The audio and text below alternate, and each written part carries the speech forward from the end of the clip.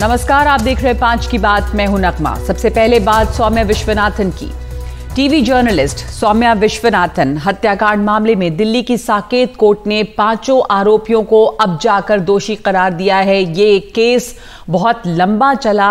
30 सितंबर 2008 को सौम्या की गोली मारकर हत्या कर दी गई थी। ऑफिस से घर लौटते समय उन्हें गोली मारी गई। वसंत कुंज के नेल्सन मंडेला मार्ग के पास गाड़ी में सौम्या मृत मिली थी। कोर्ट ने 4 लोगों को हत्या और लूट के साथ साथ मकोका में दोषी पाया है, जबकि एक को अन्य आरोपियों की मदद और मकोका के तहत दोषी करार दिया है।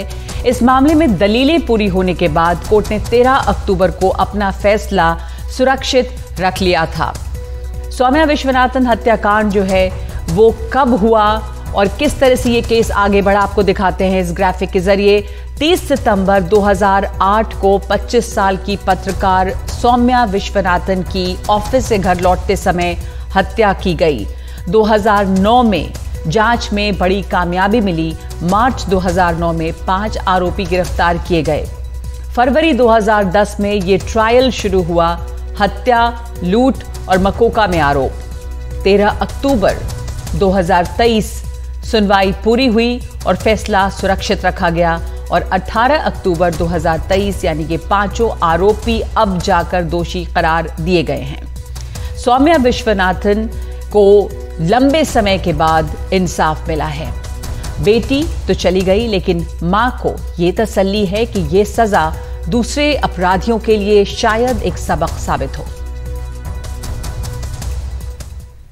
सब लोगों को मर्डर केस में आज कन्विक्ट कर दिया गया है, तो आपकी जो लंबी लड़ाई है 15 साल की, वो कहीं ना कहीं रंग लाई पता नहीं। हमारी तो बेटी चली गई है और ये कि this will act as a deterrent for others also. Otherwise इनकी और हिम्मत बढ़ती। That's all. At least 8 section of the gang will be out of it. That's all. Ma'am, what is your reaction on the court case verdict? क्या सजा मिलनी चाहिए ये थोड़ा सा बता दीजिए, क्योंकि भी क्वांटम ऑफ सेंटेंस तो नहीं बोला है। Life imprisonment. Life imprisonment. I don't want to say we are happy because justice has been done, but my daughter will never come back, no? That's why I don't have happiness.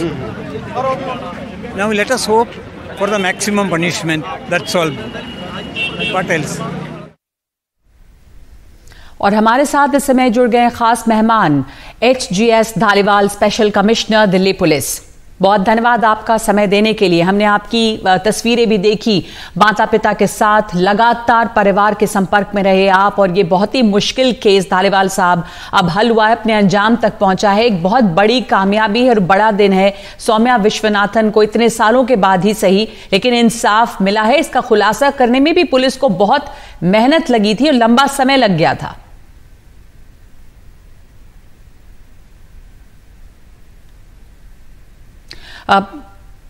इस समय कुछ connection में problem है, शायद HGS Dhaliwal हमारे साथ जुड़ेंगे। हम आपसे बात करेंगे क्योंकि वो इस केस में उन्हीं का सबसे बड़ा रोल रहा है। हमारे साथ एलन राव है, पूर्व DCP दिल्ली पुलिस। ये जो केस हुआ था राव साहब, एक ऐसा केस था जिसमें अब साफ हुआ है कि जो इरादा था वो लूट का था, लेकिन महिलाओं की सुरक्षा के मद्देनजर ये बहुत ही बड़ा अपराध था कि गाड़ी में ही मर्डर हुआ दिल्ली के, दक्षिण दिल्ली के वसंत कुंज के इलाके नेल्सन मंडेला मार्ग पे। और इसमें एक लंबा समय लगा है, लेकिन अब यही उम्मीद है कि मैक्सिमम पनिशमेंट मिले आरोपियों को। पुलिस की एक बड़ी कामयाबी है इस केस में। इसमें साक्ष्य जुटाने में भी समय काफी लग गया था। जी नगमा जी, ये बहुत ही मैं समझता हूँ कि जघन्य अपराध था, और मैं उस टाइम पे सर्विस में था, दिल्ली पुलिस में DCP स्पेशल सेल था तभी। और मेरे घर के पास, मैं वसंत कुंज रहता हूँ, घर के पास वाली नेल्सन मंडेला रोड पर ये जो मर्डर हुआ था, इनिशियली इसको एक्सीडेंट समझा गया, लेकिन बाद में पता लगा ये सीरियस मर्डर केस है। गोली चली है, गाड़ी में गोली लगी है, उनको उनकी बॉडी में गोली लगी है। और उसके बाद जो पुलिस ने मेहनत की है इसकी इन्वेस्टिगेशन करने में और अपराधियों को पकड़ने में, वो बहुत ही काबिल तारीफ है। और उसके मेहनत करने के बाद जो साक्ष्य जुटाए हैं, जो एविडेंसेस इकट्ठी की हैं, और उन एविडेंसेस के बेस पे माननीय अदालत ने आज इनको कन्विक्ट किया है इन केसेस में, सभी मुलजिमों को। मकोका के अंदर, और मकोका का भी लगाया था, MCOC एक्ट जिसे कहते हैं, जो ऑर्गेनाइज क्राइम करने वालों पे लगाया जाता है। तो वो वाला ऑफेंस इसमें लगाया है और मैं समझता हूँ इसमें मैक्सिमम पनिशमेंट मिलेगी और एक नजीर बनेगा ऐसा केस कि डेटरेंट इफेक्ट होगा क्रिमिनल्स के ऊपर। लेकिन नो डाउट इसमें टाइम लगा है, ट्रायल में ज्यादा टाइम लगा है, इन्वेस्टिगेशन में टाइम ज्यादा नहीं लगा था, वो बहुत ही डे टू डे बेसिस पे इन्वेस्टिगेशन जल्दी हो गई थी। लेकिन अब ट्रायल में क्योंकि वास्तव में हमारे यहाँ टाइम ज्यादा लगता है तो वो लग गया, फिर भी मैं समझता हूँ देर आए दुरुस्त आए और इसका एक बहुत ही बड़ा एक टाइम ये बहुत बड़ा असर पड़ेगा क्रिमिनल्स की लॉबी में और क्रिमिनल्स के माइंड में, और वो कोई भी ऐसा जघन्य अपराध करने से कभी भी ये सोचेंगे, उससे पहले कई बार सोचेंगे और उनको ये अब मालूम होगा कि दिल्ली पुलिस किसी को बख्शेगी नहीं, किसी को छोड़ेंगे नहीं, चाहे अपराध करके वो भाग जाएं। लेकिन हमारे स्पेशल सेल और दूसरा ये इस केस में साउथ डिस्ट्रिक्ट पुलिस से जो धालीवाल साहब उस टाइम पे डीसीपी साउथ हुआ करते थे और अभी आजकल स्पेशल कमिश्नर हैं, और उनके ही मेहनत उनकी सुपरविजन में काफी अच्छी इन्वेस्टिगेशन हुई थी और जो इन्वेस्टिगेटर्स थे एस डिटेक्टिव इसमें लगे हुए थे, मेरे जानने वाले जो ऑफिसर्स थे वो इसमें काम किया था, उन्होंने बहुत अच्छी इन्वेस्टिगेशन करके इस केस को आज एक बहुत बड़े अच्छे नतीजे पर पहुंचाया है। इसमें नो डाउट ये बहुत ही बड़ा हाथ है एजीएस धालीवाल का, उनके ही सुपरविजन में ये केस जो है वो आगे बढ़ा है। हमारे साथ जुड़ेंगे धालीवाल साहब, बस इस समय कुछ तकनीकी समस्या नजर आ रही है, लेकिन हमारे साथ मुकेश सेंगर जुड़ गए हमारे सहयोगी। मुकेश, ये जो केस था इसका खुलासा करने में पुलिस को करीब 6 महीने का समय लग गया था, बल्कि ये कहा जाता है कि पुलिस ने किसी और दूसरे हत्याकांड में आरोपियों को गिरफ्तार किया था और उसके बाद सौम्या की हत्या की बात सामने आई, लंबी सुनवाई हुई, मुश्किल केस था। दिल्ली पुलिस की एक बड़ी कामयाबी है, खास करके स्पेशल कमिश्नर जो अब हैं जीएस धालीवाल, उनका बड़ा रोल रहा है इस केस को अंजाम तक पहुंचाने में। देखिए, बिल्कुल ये जो पूरा मामला है ये 30 सितंबर 2008 का है, जब सौम्या विश्वनाथन अपने दफ्तर से अपने घर वसंत कुंज लौट रही थी और उसी वक्त नेल्सन मंडेला मार्ग पर चलती कार में कुछ लड़कों ने उनके सिर में गोली मार दी थी। बाद में उनका शव बरामद हुआ और इस केस की जांच शुरू हुई, लेकिन चूंकि वहाँ कोई आई विटनेस नहीं था, साथ में जो नेल्सन मंडेला मार्ग है उस ज़माने में वो सुनसान इलाका था, वहाँ कोई सीसीटीवी कैमरे नहीं थे, तो पुलिस को इस मामले में आरोपियों का कोई भी सुराग नहीं मिल पा रहा था। लेकिन इसके बाद अगले साल यानी कि 2009 मार्च के महीने में IT प्रोफेशनल जिगिसा घोष को बसंत कुंज में उसके घर के सामने से किडनैप कर लिया गया, और वो भी रात के वक्त जब वो अपने दफ्तर से लौटी थी। उसके बाद आरोपी उसको उनकी कार में सूरज कुंड ले गए, वहाँ पर उनके ATM से पैसे निकाले और फिर कार में गला दबाकर हत्या कर दी। जब उस केस की जांच हुई, चूँकि उस केस में बहुत सारे टेक्निकल एविडेंस थे, जो ATM के CCTV फुटेज थे, तो जो आरोपी थे वो पकड़े गए। और जब आरोपी पकड़े गए तो रवि कपूर जो मैन एक्यूज था इस केस में, उसने कहा कि उसी ने ही पिछले साल सौम्या विश्वनाथन की हत्या कर दी थी, और पुलिस ने उसकी निशानदेही पर वो हथियार बरामद कर लिया जिस वेपन से सौम्या विश्वनाथन को गोली मारी गई थी। उसके बाद उस वेपन की फॉरेंसिक जांच हुई, बैलिस्टिक जांच हुई, जिससे साफ हो गया कि इसी हथियार से सौम्या विश्वनाथन को गोली मारी गई थी, यानी कि वही कारतूस वो इस पिस्टल से निकला था। तो पुलिस के पास इस केस में पहले कुछ नहीं था, लेकिन बाद में जब दूसरा हत्याकांड हुआ और जब ये केस खुला तो उसके बाद पहले केस से जुड़े तमाम सबूत मिलते गए। उसमें टेक्निकल एविडेंस थे, साइंटिफिक एविडेंस थे और जो सर्कमस्टांशियल एविडेंस है वही थे। हालांकि कोई आई विटनेस इस केस का नहीं था, फिर भी पुलिस ने इस केस की जाँच की। हालांकि जो लीगल अड़चने हैं उसको देखते हुए लंबा समय लगा, 15 साल बीत गए, लेकिन पुलिस ने इसी दौरान जो आरोपी हैं उन पर मकोका के तहत कार्रवाई की। चूँकि जो आरोपी हैं उन पर 8 मामले पहले से दर्ज थे, जिसमें 3 मामले हत्या के थे, तो मकोका के तहत कार्रवाई हुई। और आज कोर्ट ने ये बात खास तौर पर कही कि जो आरोपी हैं उन्होंने संगठित गिरोह बना रखा था और संगठित गिरोह बनाकर ये लगातार अपराध कर रहे थे। इसीलिए कोर्ट ने हत्या, अटेम्प्ट टू रॉबरी के अलावा आरोपियों को मकोका के तहत भी दोषी करार दिया है। जी, आरोपियों को मकोका के तहत भी दोषी करार दिया गया है। हमारे साथ इस समय जुड़े हुए हैं राव साहब भी। ये जो हत्याएं हुई थी इसमें बहुत बड़ा रोल रहा है दिल्ली पुलिस का इस मामले को अंजाम तक पहुंचाने के लिए, और ये भी जैसा हमारे सहयोगी मुकेश बता रहे थे कि एक दूसरी हत्या हुई और उस केस की जांच के दौरान पता चला जिसमें एक और पत्रकार की हत्या हुई और उसमें पता चला कि फिर सौम्या विश्वनाथन के जो हत्यारे थे वो कौन लोग थे। तो कॉम्प्लिकेटेड केस था और महिलाओं, काम करने वाली महिलाएं जो देर रात घर लौटती हैं, उनकी सुरक्षा के मद्देनजर बहुत बड़ी चिंता थी। उनके माता पिता सौम्या विश्वनाथन के आज ये कहते नजर आए कि उनकी बेटी तो चली गई पर उन्हें उम्मीद है कि इससे सबक मिलेगा इस सजा से, और वो उम्मीद करते हैं कि सख्त से सख्त सजा मिले, जो भी मैक्सिमम पनिशमेंट हो सकती है। आपकी प्रतिक्रिया इस पे? जी नगमा जी, देखिए अभी मुकेश जी ने जो बताया वो बिल्कुल सही बात है। इस केस में कोई भी इसमें एविडेंस नहीं था, मतलब एविडेंस यानी प्रत्यक्ष रूप से कोई आई विटनेस नहीं था इसमें, लेकिन ये टोटली केस था based on circumstantial evidence and scientific evidence. जो दूसरे केस की जो मर्डर केस में जो मुलजिम पकड़े गए थे उन्होंने डिस्क्लोज किया, और उनके डिस्क्लोजर के बाद जो जो इस केस की सौम्या विश्वनाथन के केस की परतें खुलती गई, और उस परतों के साथ साथ जो जो एविडेंसेस इकट्ठे हुए वो सारे के सारे साइंटिफिक। हमारे साथ इस समय, माफ कीजिएगा राव साहब, एजेएस धालीवाल जुड़ गए हैं। धन्यवाद आपका समय देने के लिए। एजेएस धालीवाल, बहुत बड़ी कामयाबी आपकी और दिल्ली पुलिस की कि इस केस को लंबे समय के बाद 15 साल के बाद अपने अंजाम पे पहुंचा और इसमें इंसाफ हुआ। हमने देखा माता पिता सौम्या के कितने करीब वो आपको शुक्रिया कह रहे थे, और आपने लगातार आप संपर्क में रहे उस परिवार के। मुश्किल केस था ये। जी, काफी मुश्किल केस था, और मैं ये कहना चाहूंगा कि ना कि सिर्फ सौम्या के पेरेंट्स को जस्टिस मिला, इन्हीं किलर्स ने जिगीशा घोष की भी हत्या करी थी, और एक और कैब ड्राइवर था, उसमें भी कन्विक्शन सिक्योर हुई। और 15 साल आपको भी पता है कि बड़ा लंबा अरसा है, और एक तरीके से ब्लाइंड केस था। नेल्सन मंडेला मार्ग पे सुबह के 3:20 के आसपास ये वारदात हुई थी 30 सितंबर 2008 को। और जो इसमें मेन बात है जो मैं कहनी चाहूंगा कि जिस दिन ये इंसिडेंट हुआ 30 सितंबर 2008 को, उससे लेके 6 महीने तक, जब तक ये 2009 के अर्ली मंथ्स में केस खुला, एक भी दिन हमारी टीम ने इसमें रिव्यू मिस नहीं किया। और हर रोज सौम्या के या तो फादर या उसके ब्रदर इन लॉ हमारे साथ बैठते थे। वो देखते थे कि 24 घंटे में क्या टास्किंग है सारी टीम्स की, क्या उन्होंने किया, और नेक्स्ट डे की क्या टास्किंग है। और इस दौरान फेस्टिवल भी आए, इंपॉर्टेंट और अरेंजमेंट्स भी आए, लेकिन एक भी दिन हमारी टीम ने मीटिंग, इसमें रिव्यू मीटिंग मिस नहीं करी। इसी कारण से था कि जबकि उनके पेरेंट्स को एम्प्लॉयर्स ने भी बोला कि ये केस हम सेंट्रल एजेंसी को दिला देते हैं, इतनी देर होगी, खुल नहीं रहा, उसके बावजूद सौम्या के पेरेंट्स ने और जिगीशा के पेरेंट्स ने भी इवेंचुअली बोला कि हम चाहते हैं कि साउथ दिल्ली की जो टीम थी हमारी, वही इस पे काम करे और वही इस पे आगे वर्किंग करे। ये इससे ज्यादा कोई बात सेटिस्फाइंग किसी पुलिस एजेंसी के लिए नहीं हो सकती। नहीं तो आपने देखा है कि बड़ी जल्दी लोगों में वो हो जाता है डिसग्रंटलमेंट, एंड दे वांट कि रिजल्ट नहीं आ रहा।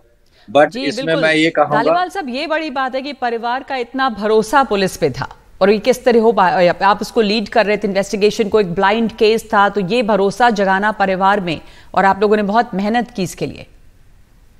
हाँ जी, क्योंकि हम हमेशा, हमारी कोशिश रही है कि हमें भी पता है अगर ये बच्चा हमारा भी हो सकता है, ये जो विक्टिम है ये हमारे परिवार का ही मेंबर हो सकता है। तो जो एक जेन्युइन एम्पैथी है, और बड़े सारे सेटबैक्स, बड़े सारे चैलेंजेस रहे, बड़ी सारी कोर्ट्स चेंज हुई, बड़े सारे प्रोसिक्यूटर्स चेंज हुए, हम भी वहां से ट्रांसफर हो गए, लेकिन जब भी फैमिली को कोई जरूरत होती थी या उन्हें थोड़ी सी कई बार हौसला कमजोर हो जाता था और लगता था ट्रायल स्लो हो रहा है। इस केस में 125 विटनेसेस थे, 98 उनमें से विटनेस एग्जामिन हो पाए, और बीच में कोविड आ गया और बहुत कुछ हुआ। लेकिन स्पेशल पीपी को अपॉइंट कराने से लेके बाद में जितना भी और जो जो चीजें थी, मतलब जब भी कोई भी तरीके से हमें लगा कि थोड़ा उनका मनोबल कम हो रहा है या किसी भी तरीके की उनको मदद की जरूरत थी, तो हम हमेशा we were always there.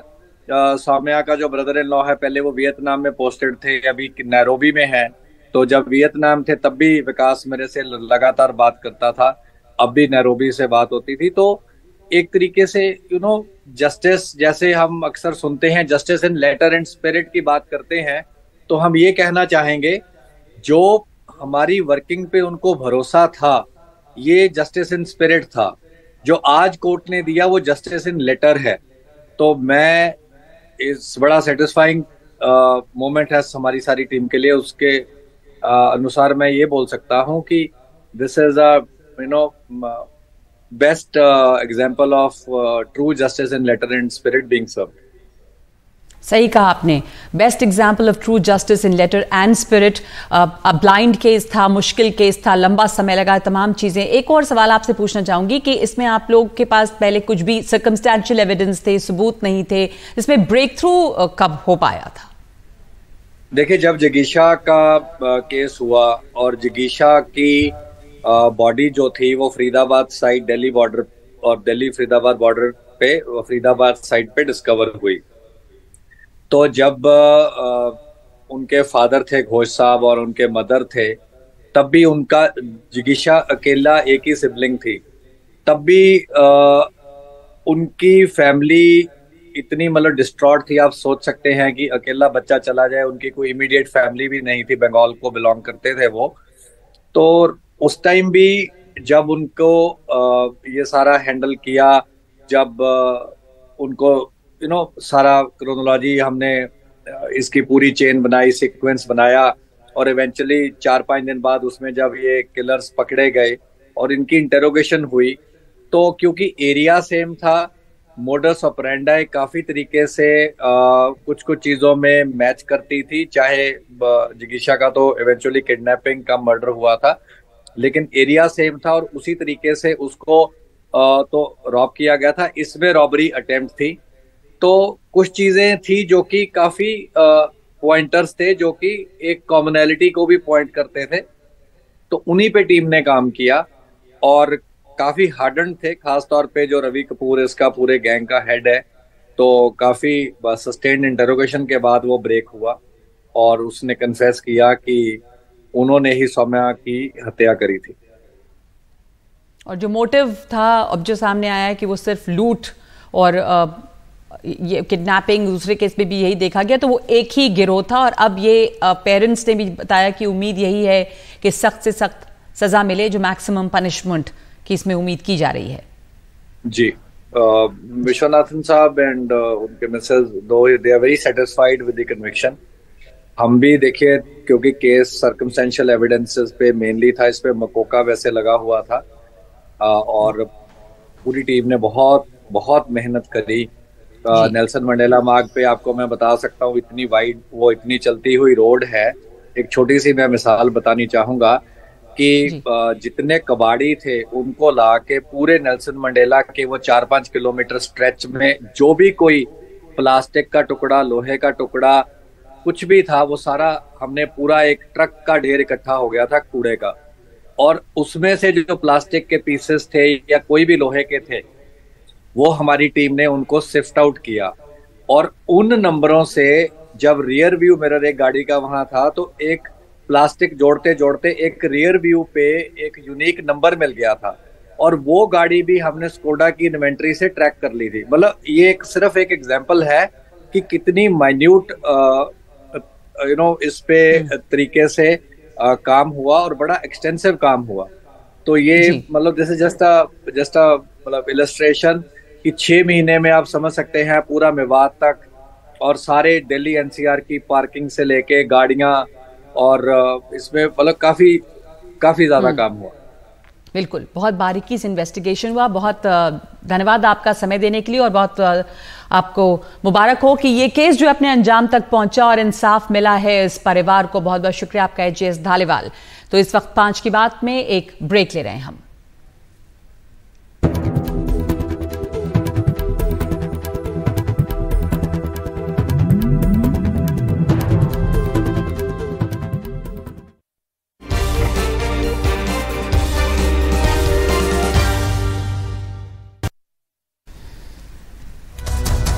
Bharat में एसआईपी निवेश में ताबड़तोड़ बढ़ोतरी देखी जा रही है। सितंबर के महीने में यह रिकॉर्ड स्तर पर 16,000 करोड़ को पार कर गया, 16,042, और अगस्त में एसआईपी का आंकड़ा 15,814 करोड़ रहा, जबकि पिछले साल इसी समय ये 12,000 करोड़ पे था।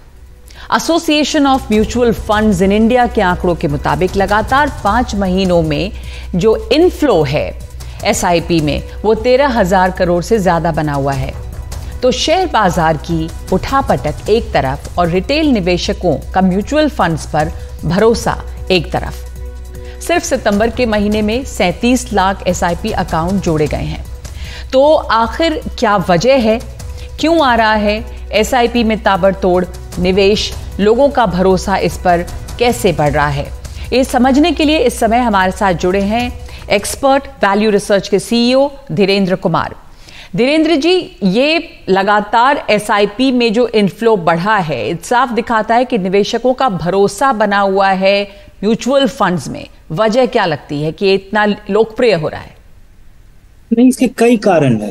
एक तो कि बाजार में ये अकेला ऐसा इन्वेस्टमेंट प्रोडक्ट है, बाजार से जुड़ा हुआ इन्वेस्टमेंट है, जिसमें बहुत सारे लोग भागीदार बन रहे हैं, बहुत सारे लोग आसानी से कर पा रहे हैं और यहाँ पे लोगों को फायदा हुआ है। जो वर्ड ऑफ माउथ का जो स्प्रेड है, जिस तरह से किसी को फायदा होता है वो किसी और को बोलता है कि आप इसमें कीजिए, ये फायदा होगा। और बाजार का बहुत सारा भाग है जहाँ पे लोगों को पता नहीं चलता है कि उनके पैसे का हुआ क्या। आमतौर पर नुकसान भी होता है। अगर आप IPO में लगाएं, बहुत सारे लोग ट्रेडिंग करने लग जाते हैं, आमतौर पे नुकसान होता है। SIP का जो एक्सपीरियंस है, उसके अलावा जो SIP की वृद्धि में एक बहुत बड़ा रोल रहा है वो है फिनटेक्स का। ये जो इकोसिस्टम बिल्ड हुआ है, जिसके तहत अगर आपके पास आधार कार्ड है, अगर आपके पास जनधन अकाउंट है और पैन कार्ड है, तो ये तीन अनिवार्य कागज, जो डॉक्यूमेंट अगर आपके पास है तो आप SIP 5 मिनट में अपना शुरू कर सकते हैं। और उसमें एक स्मार्टफोन का होना और बहुत भरोसेमंद इंटरनेट कनेक्शन होना, ये भी उसमें बहुत एक कैटलिस्ट का रोल प्ले करता है। तो चीजों का आसान होना, लोगों का फायदा होना और म्यूचुअल फंड में रेगुलरली इन्वेस्ट करने पे आमतौर पे लोगों को फायदा ही होता है। तो ये दिख रहा है कि रिटेल निवेशकों का भरोसा लगातार बढ़ रहा है और लंबी अवधि के लिए निवेशक जो है वो SIP को बेहतर निवेश मानते हैं। तो ये अगर आप हमें समझाएं कि जो अभी देखा जा रहा है वो पिछले साल के मुकाबले भी ज्यादा है, तो एक रिकॉर्ड स्तर पे है जो SIP में निवेश है और इसके साथ अकाउंट्स जुड़े हैं, तो मार्केट में कहीं कुछ भी उठापटक हो उससे SIP अछूता है, ये कैसे हो रहा है? उसका SIP उससे अछूता है क्योंकि SIP का जो डिजाइन है कि आप एक तरह से ये रिकरिंग डिपॉजिट है म्यूचुअल फंड। आप म्यूचुअल फंड में लगातार कर रहे हैं और अगर जब बाजार गिरता है तो लोग इतने निराश नहीं होते, क्योंकि उनको लगता है कि अगला वाला जो इंस्टॉलमेंट है, अगले महीने का जो किस्त है वो कम दाम पे जाएगा। तो इस वजह से जो बाजार के उठापटक में जो बहुत सारे लोग पार्टिसिपेट करते हैं और एक तरह से वो एक बड़ा ट्रेडिंग अकाउंट या एक जुए का रोल प्ले करने लग जाता है एक सर्टेन स्केल के बाद। म्यूचुअल फंड उसकी तुलना में एक सेविंग्स व्हीकल है, कि बचत का व्हीकल है, जिसमें कि आप इन्वेस्ट करते हैं और यहाँ पे उस तरह से लोग घबरा के भागते नहीं है। लंबे समय का पैसा लोग इसमें लगाते हैं और इसको दो तरीके से देखना चाहिए। एक तो कि भारत में किसी के पास म्यूचुअल फंड था ही नहीं। इतनी वृद्धि होने के बावजूद इस देश में केवल 3 करोड़ यूनिक इन्वेस्टर हैं जो म्यूचुअल फंड में इन्वेस्ट करते हैं। तो अभी यहाँ पे वृद्धि का बहुत स्कोप है। या अभी अगर यहाँ पे 10% लोग भी अगर पैसा लगाने लग गए म्यूचुअल फंड में, तो अभी यहाँ से 20 गुना स्केल बढ़ सकता है। उसके अलावा हमें ये देखना चाहिए कि ये एक बहुत ही इफेक्टिव व्हीकल है जहाँ पे लोगों को डिसअपॉइंटमेंट नहीं होता और एक्सपेक्टेशंस मीट हो रहे हैं। जी SIP यानी कि सिस्टमैटिक इन्वेस्टमेंट प्लान, तो एक सिस्टमैटिक तरीके से निवेश करते हैं। तो इतना ये लोकप्रिय है, इसमें इतना इन्वेस्टमेंट बढ़ रहा है, पर वो कुछ लोग जो ना भी जानते हों, तो उसके लिए हम उसको चाहेंगे कि आप समझा दें कि SIP जो है क्या है। आप इसको थोड़ी थोड़ी बचत हर रोज भी कर सकते हैं, महीने में भी कर सकते हैं, तिमाही में भी कर सकते हैं और किसी भी अमाउंट से कर सकते हैं। तो ये आसान है निवेश, बहुत आसान है। 500 रुपये महीने से भी 500 रुपये से आप इसकी शुरुआत कर सकते हैं। इक्विटी में स्टॉक्स में पैसा लगाने का ये सबसे आसान जरिया है।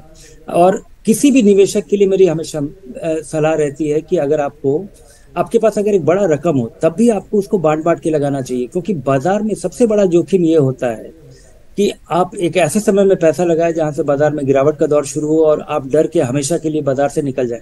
बाजार कम समय में बहुत रिस्की है और अगर आप ज्यादा लंबे समय के लिए लगाते हैं तो कभी भी रिस्की नहीं है। अगर आप किसी भी 3 साल 5 साल की अवधि देखेंगे तो निवेशकों को हमेशा फिक्स डिपॉजिट से बेहतर रिटर्न मिला है, इन्फ्लेशन से ज्यादा रिटर्न मिल पाया है। लेकिन अगर कम समय में देखेंगे, 1 दिन 2 दिन 5 दिन 7 दिन, तो इस अवधि में कुछ भी हो सकता है। और जी, इस वजह से एसआईपी में जो लोगों का नजरिया है निवेश करने का, वो अपॉर्चुनिस्टिक नहीं है। वो अपनी बचत के हिसाब से, अपनी जरूरत के हिसाब से लंबे समय के लिए निवेश करते हैं, और हर किसी को करना चाहिए। अगर इस महंगाई से जूझना है, अगर जो गिरते हुए इंटरेस्ट रेट से अगर आपको अपनी आमदनी बढ़ानी है, तो आपको बाजार से जुड़ना ही होगा, और ये सबसे सुरक्षित तरीका है आपके लिए। तो बाजार से जुड़ने का एक सुरक्षित तरीका है systematic investment plan, mutual funds में निवेश, जिसमें कि आप बाजार से जुड़ते भी हैं और इसमें उतना ज़्यादा रिस्क इन्वॉल्व नहीं है, और दूसरे कि आप लंबे अवधि के लिए एक निवेश कर सकते हैं और छोटे अमाउंट से भी शुरुआत कर सकते हैं। धीरेन्द्र जी, धन्यवाद आपका हमसे बातचीत करने के लिए। तो ये सभी जो एसआईपी में इनफ्लो है फंड्स का, उसमें काफ़ी उछाल देखा जा रहा है और ये एक रिकॉर्ड स्तर पे है। और इस वक्त ये खबर आ रही है कि फ्रांस में 6 एयरपोर्ट्स पे हमले की धमकी मिली है। हमले की धमकी मिलने के बाद में ये 6 हवाई अड्डे खाली कराए गए हैं, जिसमें शामिल है लील का एयरपोर्ट, लियोन, नॉन्त, नीस, टुलूज और बुआइज एयरपोर्ट। यहाँ से लोगों को हटाया गया है। पेरिस से परिधि भानोट की रिपोर्ट। अभी हम फ्रांस की कैपिटल पेरिस में खड़े हैं और जो सूचना आ रही है उसके मुताबिक फ्रांस में कम से कम ऐसे 6 एयरपोर्ट्स हैं जिनको इवैक्यूएट कर दिया गया है। ये जो 6 एयरपोर्ट्स हैं ये नॉर्थ और साउथ ऑफ फ्रांस में बटे हुए हैं। मैं आपको बता देती हूँ कि ये कौन सी 6 एयरपोर्ट्स हैं फ्रांस में जो कि इवैक्यूएट किए गए हैं। ये है लियोन में, टुलूज में, नीस में, लील में, नॉन्ते में और पेरिस वो में। हमको ये भी जानकारी मिल रही है कि ये इवैक्यूएशन इस कारण से किया गया है क्योंकि बॉम्ब थ्रेट्स जो है वो रिसीव करे गए थे इन एयरपोर्ट्स पे अथॉरिटीज के द्वारा, और इन बॉम्ब थ्रेट्स के चलते इन एयरपोर्ट्स को इवैक्यूएट कर दिया गया है। जानकारी के मुताबिक अभी फिलहाल जो पैसेंजर्स हैं वो एक्सपेक्ट कर सकते हैं बहुत टाइम के लिए डीले एयरपोर्ट्स के ऊपर, और कब ये एयरपोर्ट्स दोबारा चलना शुरू होंगे ये हमको अभी जानकारी नहीं है। हमको ये भी नहीं पता है कि कब जो फ्लाइट्स हैं वो दोबारा चालू होंगी, क्योंकि जैसे ही ये बॉम्ब थ्रेट्स रिसीव करे गए थे इन एयरपोर्ट्स के द्वारा, सारी जो फ्लाइट्स हैं इन 6 एयरपोर्ट्स पे फ्रांस में वो सस्पेंड कर दी गई थी। आपकी जानकारी के लिए मैं ये भी बता दूं कि फ्रांस जो है वो एक हाई टेरर अलर्ट पे रहा है पिछले 5 दिन से।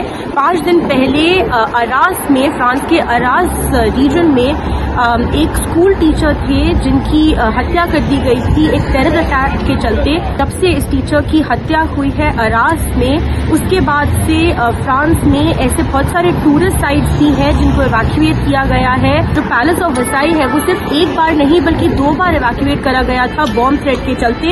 एक बार सैटरडे 14 को और उसके बाद में कल के दिन भी इवैक्यूएट किया गया था। बॉम्ब थ्रेट रिसीव करे गए हैं 6 एयरपोर्ट्स पे फ्रांस में, और जानकारी जो है वो अभी पुलिस से मिलनी बाकी है। तो ये थी परिधि भानोट, बता रही थी, जानकारी देनी थी पेरिस से कि फ्रांस पहले ही 5 दिनों से एक हाई टेरर अलर्ट पे था, और इसके अलावा अभी जब ये बॉम्ब थ्रेट्स मिले हैं 6 एयरपोर्ट्स पे तो उन्हें खाली कराया गया है, जिसमें बहुत महत्वपूर्ण है कि जो बड़े शहर हैं जैसे कि लील है, जैसे टुलूस है, इन सब जगहों पे नॉन्त है, इन सब एयरपोर्ट्स को खाली कराया गया है। और इसके आगे फ्लाइट्स कब शुरू होंगी ये भी जानकारी नहीं है। 5 की बात में अभी के लिए इतना ही। नमस्कार।